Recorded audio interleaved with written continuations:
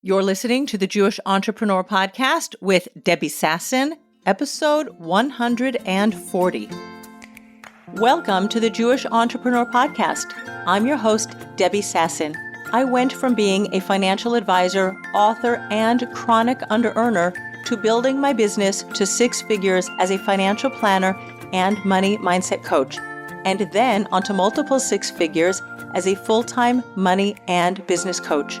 I help entrepreneurs create money-making businesses and build wealth using sales and money mindset strategies and in alignment with authentic Jewish values. Now, let's dive in to today's show. Hello, my friends, and welcome back to the podcast. I am so happy that you're here. I'm so happy that I'm here. I know that sounds funny, but we are going to have a fun episode today all about opportunities and obstacles, and I'm going to share with you a short story right at the beginning. But before we get there, I want to remind you that my money healing course is currently on sale for $61. I really believe that if you have a desire in your heart, God put those thoughts into your mind, those desires into your heart to bring your work into the world. And for you to show up boldly, to sell to your ideal clients, to go and market without thinking that people are going to think that you're desperate for them to work with you, but you're really showing up in all of your fullness. You have no icky feelings about money. You're not thinking that you're being manipulative, and you're actually receiving all the money that's possible for you, that God designated for you. And you're serving your people because the money is always a reflection of the numbers of people that you're serving and the value that you're putting into the world. And you are holding on to money. If all of the money just slips through your fingers and you're not building what I like to call a financial freedom fund, that's for the unexpected things that happen in life. And you just need a little bit of wiggle room, a little bit of freedom, and you're not saving and investing for the future. There are some glitches in your relationship with money, and we want to make sure that you heal those. My course is available now, and it is on special for $61 in honor of my 61st birthday. So go to my website, debbiesasson.com/money-healing. Use the coupon code 61. That's one word, SIXTYONE. When you buy the course, and it will reduce the price for you from $197 to $61. I really want you to heal your relationship with money because you have so much more to give the world. So make sure you go there and find that. And the course is on sale until next week, August 7th, if you are listening to this podcast in July or the beginning of August 2024 when it's been released. If you missed it, well, the course is still available, and it is so valuable that you can still buy it at the full price of $197. Now, let us talk about opportunities versus obstacles. It's fascinating that I really wanted to record this topic for this week, and then an obstacle, which became an opportunity, came my way just yesterday before I recorded this podcast. We were supposed to leave to Germany. It's kind of a reunion. I probably talked about it on the podcast last week, but I kind of forgot also. But if you've been around me for a while, then you probably know that my grandfather owned a department store in a little town in Germany called Paderborn. Because of the Nuremberg laws, my grandfather was forced to sell his store, his department store, pretty big department store. We're talking 3 floors, 10 shop front windows. We're not talking about like a little tiny, like 60 square meter type of store, but it was a very large department store, especially for the early 1900s. When my grandfather was born in 1900 and passed away in 1993. May his memory be for a blessing. And because of the Nuremberg laws in Nazi Germany, my grandfather had to sell his department store for a small fraction of the value of the department store. And a couple of years ago, a bank, the Volksbank, bought up the property and they turned it into a bank because they're a bank. And there is an exhibit going on at the moment on the Jewish history of Paderborn, and my grandfather and our family are being mentioned. And by the time you listen to this podcast, I will already be back in Israel.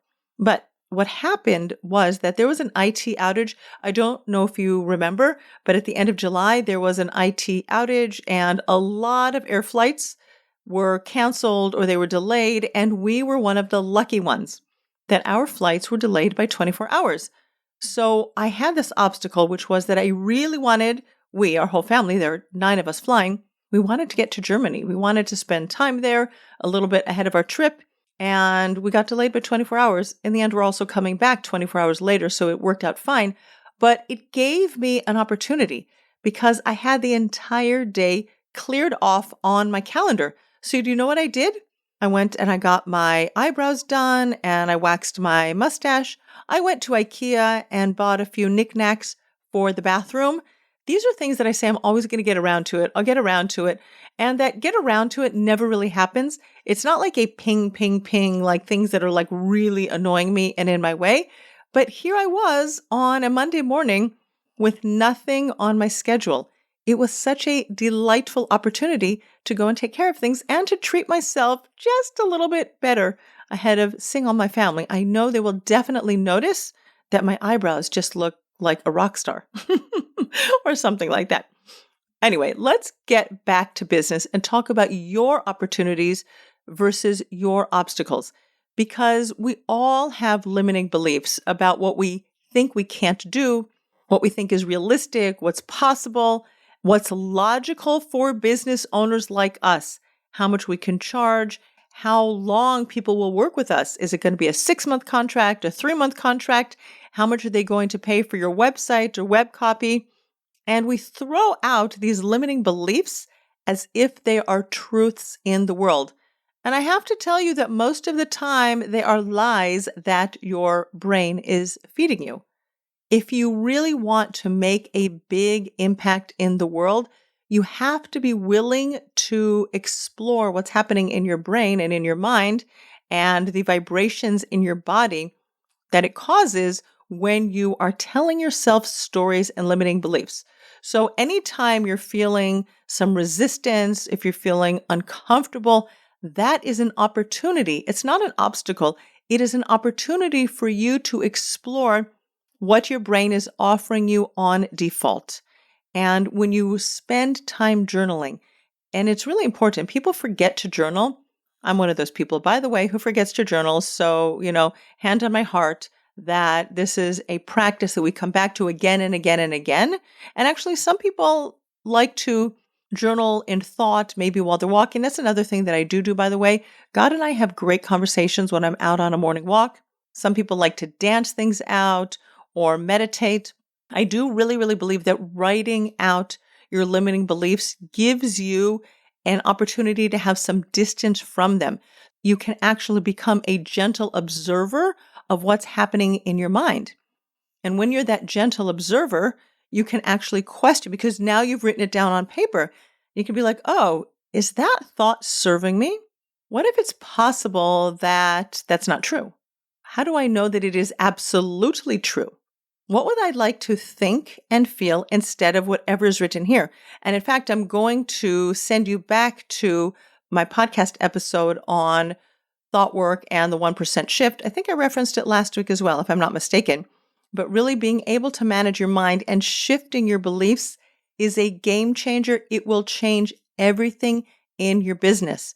Really, you changing your vibration, those vibrations in your body, the feelings that are being created every time you are thinking a limiting thought about money, about your clients, about your ability to sell, about marketing your business, which so many people think is like icky. And they don't want people to think poorly of them because they're out there selling their business and marketing and telling people like, hey, I'm great. And it has nothing to do with you. It's really you have an amazing offer and you want to be able to help the people who are looking for you. Your marketing is never about you. It's always about serving your clients. And so if you're thinking, oh no, what are people going to think about me? They're going to think I'm all egotistical. This is your opportunity to start changing the way you're thinking about your marketing. And of course, your relationship with money. If you're thinking people like me don't make that kind of money, I was brought up on the wrong side of the tracks, my parents never taught me anything about money. Newsflash, most parents never taught their kids anything about money. Neither did our school system. So you are right there with the rest of us who have to learn it from the bottom up. If you have memories from your past about money and you're like, no, money makes people evil. Money ruins people and you don't want anything to do with money. Let me just share with you that you can do a lot of good in the world when you have more money.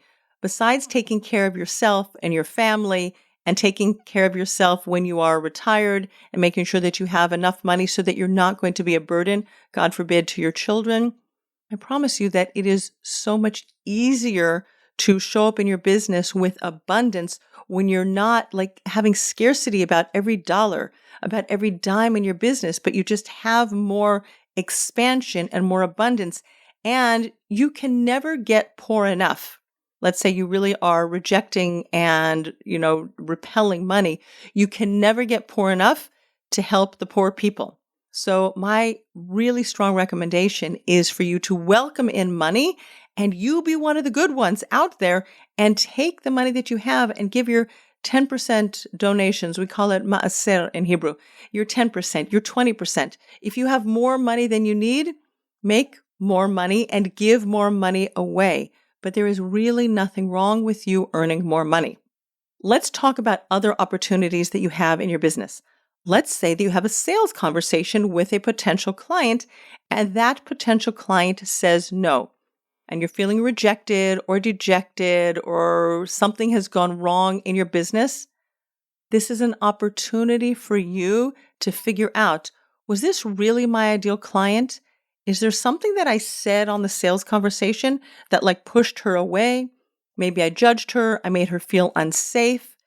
If you are getting no's after no after no on your sales conversations, this is a beautiful opportunity for you to evaluate and figure out, what am I saying that's not working? What am I saying that's not landing with my clients? If you take 100% responsibility for your sales conversations, this is an opportunity for you to figure out how you can serve your clients better. This is never an opportunity for you to say, okay, I'm just going to discount my prices by 50% and then everything's going to be fine. Because it's just not true. There are buyers at every price point. So if you have an offer and you have fallen out of the ability to sell your offer well, or you're stepping up into the next price, or you're learning how to sell a new offer, every single no is an opportunity for you to hone your skills, refine your sales conversations, and get better for the next one. Similarly, if you're finding that people are unsubscribing from your email list, by the way, you have an email list, don't you? If you're in business, you have to have an email list because the subscribers to your email list are the only people that it sounds weird, but you own them until they unsubscribe. If you are marketing your business on social media, which by the way, I like to do, but recently I recorded a podcast on different ways that you can market where you don't need social media, but even networking, the only people that you really have that beautiful connecting relationship with is through your email list. As I like to say, relationships create revenue. And you want to have relationships with the subscribers to your email list and give them lots of valuable content, like a podcast, for example, and other weekly emails that I send out to my people that gives them valuable content. So if people are unsubscribing in droves, you've got to figure out why. Are they just not your people? Which is very possible. Maybe they thought you were one thing. Like when I was a financial planner, I sent out content about financial planning. And then as I slowly shifted and pivoted my business to money coaching and business coaching, I lost people because the content that I was sharing was no longer relevant to them. This is an opportunity for you to bless and release those people. Thank them for the time that they were with you and release them. Let them go out into the world. Let them go out into the universe and find the people that they need to be with to get the results that they want in their life or in their business. It's also maybe an opportunity for you to refine your copywriting skills. What I find with some of my clients, because I do copywriting evaluations, I help my clients with their copywriting in my signature program, Wired for Wealth. I review them, I look at them, I rewrite some of them sometimes. What I find is that the language sometimes is just very fluffy, it's vague, and I'm reading it and I'm thinking, this really doesn't talk to me. Even if I was your client, this is just says to me really nothing. And I want to bring the languaging down to earth. Sometimes people talk in terms of like, oh, have your best life and fulfill all your desires. And it's just not specific enough that I'm like, I don't even know what you mean.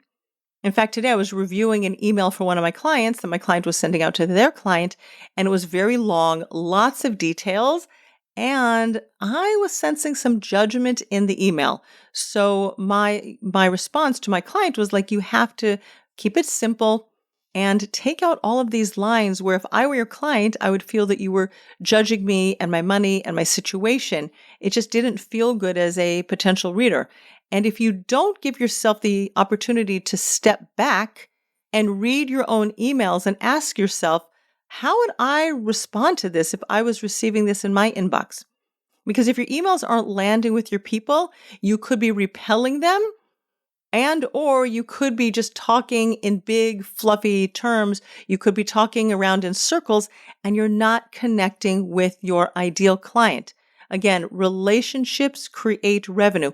You have to make a relationship with your person. You have to know what they want and desire, but very, very specifically so that you can talk to them. Sometimes you talk to their pain points, what's annoying them, and sometimes you talk to their desires.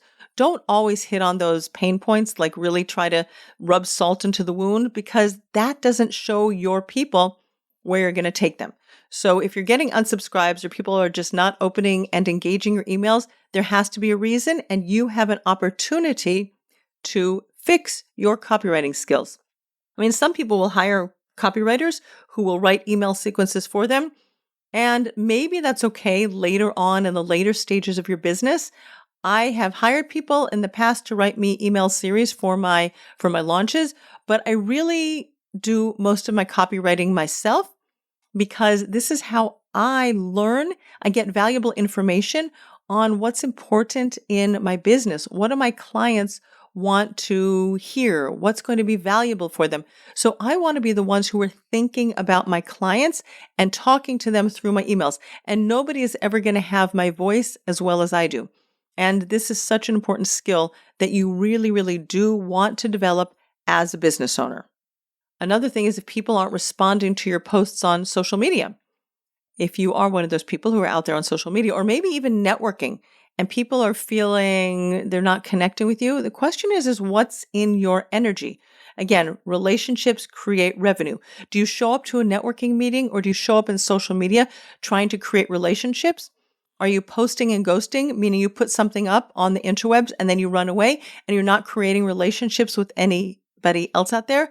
It's a two-way street out there. You share your valuable content and then you go out and you talk to people live in a networking meeting, live in a coffee chat, whether it's a one-on-one in-person coffee chat or whether it's a virtual coffee chat. And also, all the ways that you talk to people, social media, whatever. Are you being a relationship partner? Are you commenting on their things? Are you giving them helpful advice? Are you being a human being?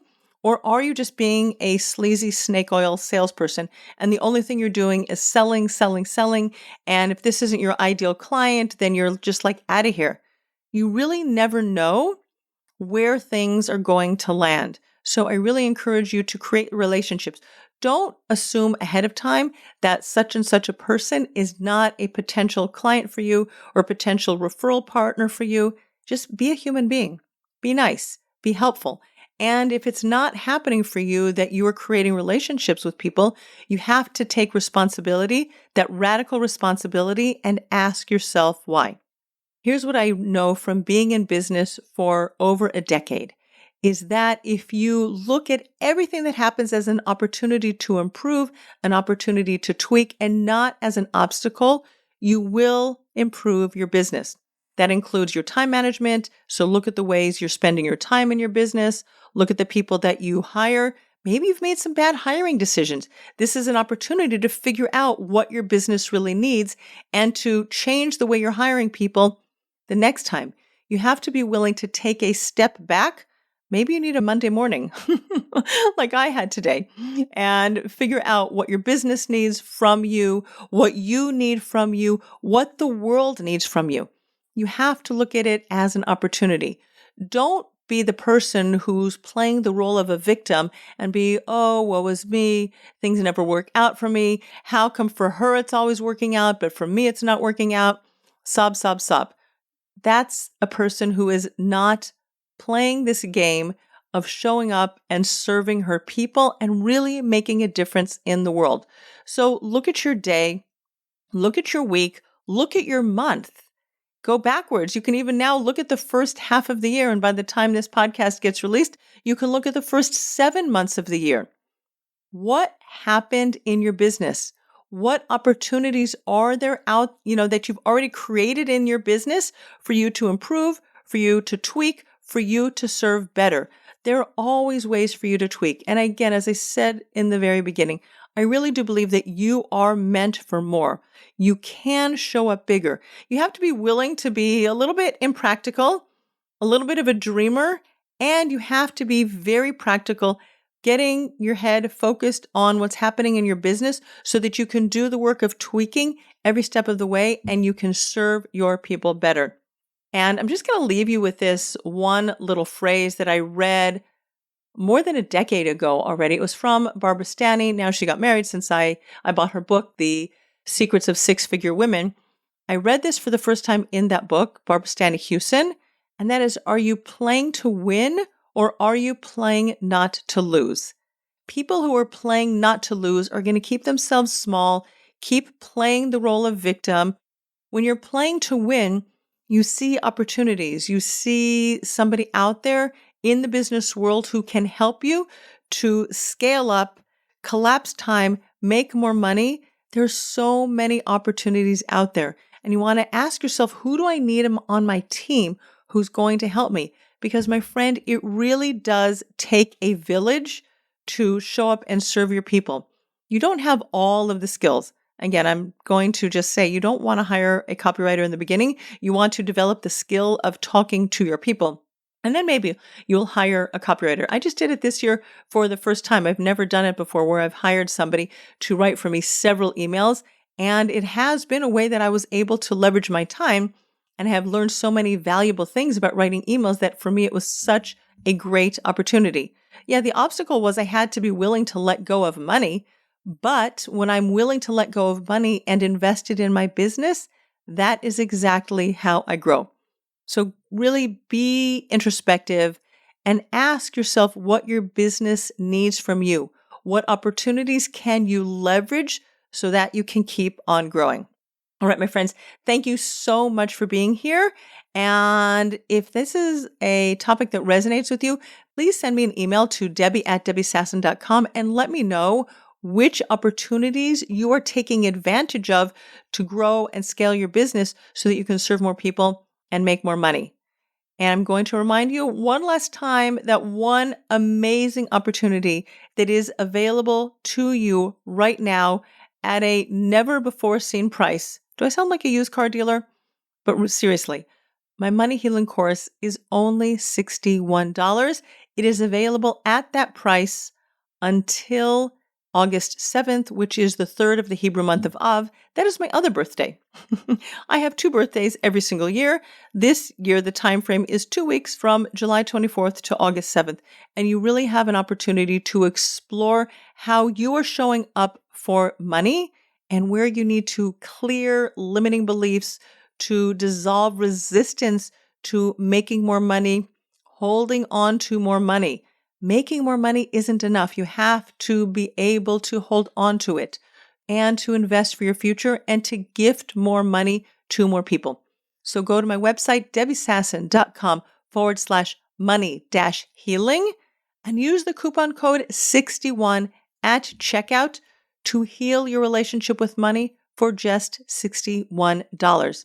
There are so many things that we buy in our life for $60, $70, $100, $150, you can leverage this investment to make thousands and tens of thousands of dollars in your business. It will be the gift that keeps on giving.